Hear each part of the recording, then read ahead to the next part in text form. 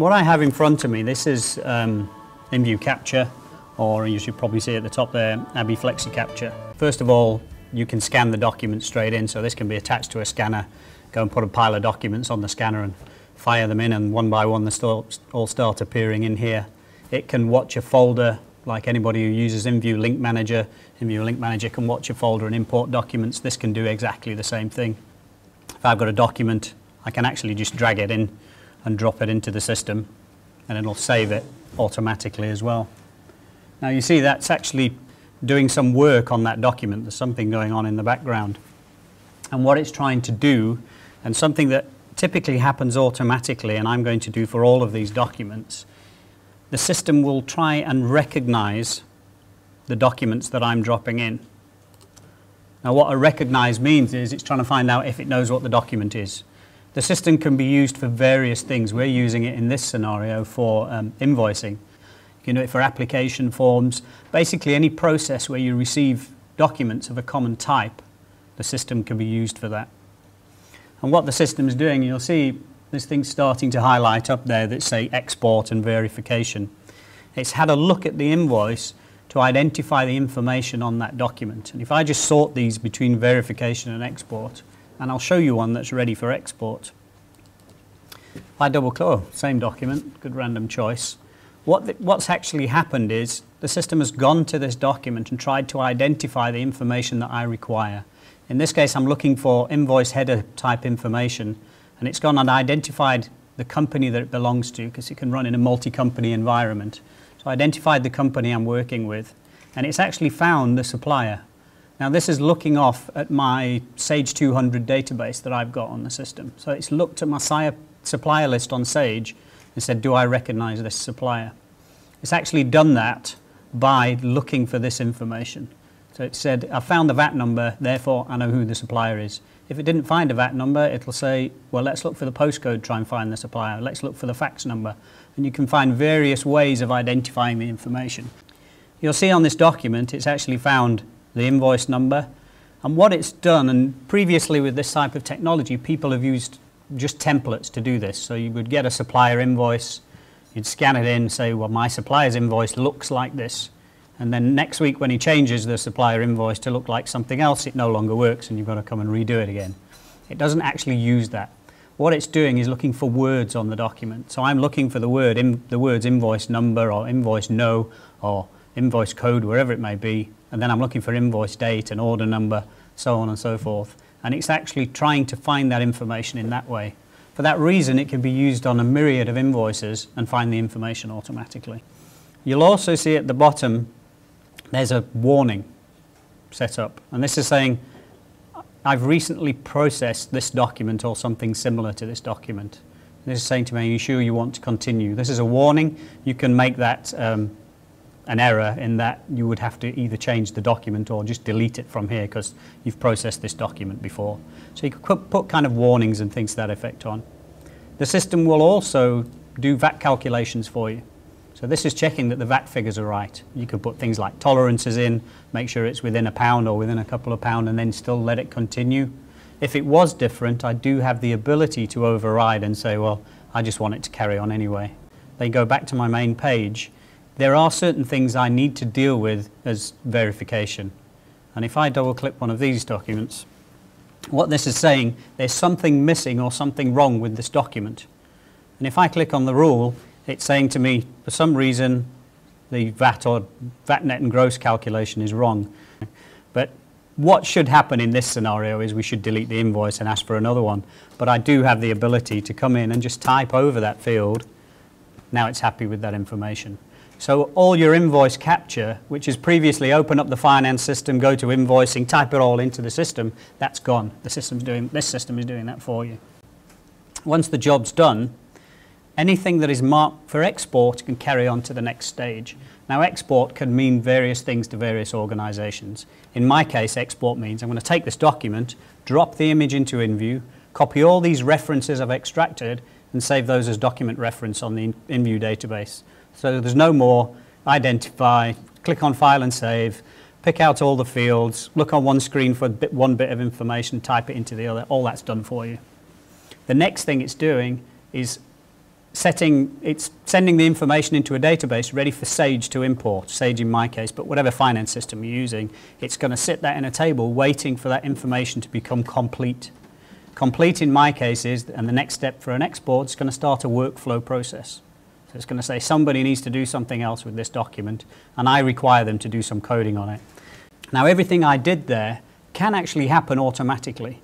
If you place the reliance on your system that you think, I'm quite happy that this has got all the information correctly, you can scan the documents in, it'll recognize them, see they're all correct, and export them. So everything you see as export on this screen can go automatically. So the user's actually not had to do any capture whatsoever. It just disappears off the screen. So the next step in this process is that the document, and you may have actually noticed an email popping up at the bottom of the screen. And this is telling me I've actually got a task to view. So you can send an email with the link that you need to follow. And if I press this link and it's telling me I need to do something with it. Now in this case it's asking me to code the invoice. And what we've got on the screen is the document, obviously. We've had a look at it. Now anybody worth the salt would say, well, I actually want to reject that because that's nonsense, the invoice is wrong. We can't claim the VAT on it anyway because the invoice is incorrect.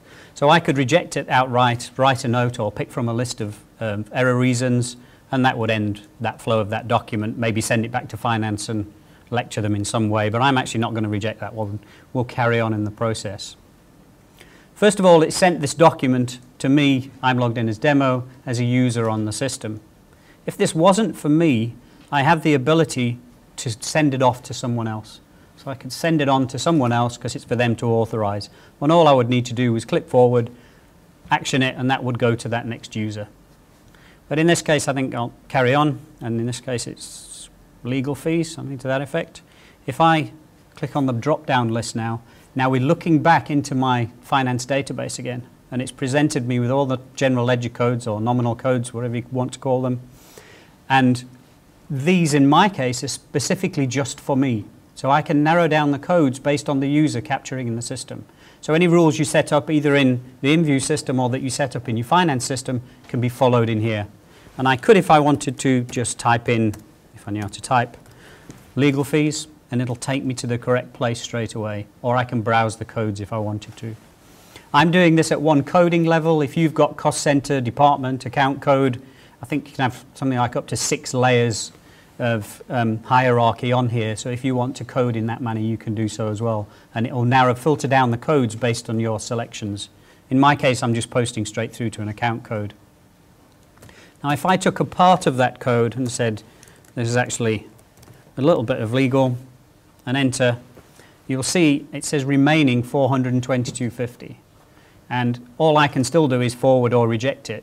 And the reason why it's doing this, if you have an invoice that needs coding by several people, you could actually come along and choose who the next coder is and just send the invoice on, and then they're responsible for 422.50.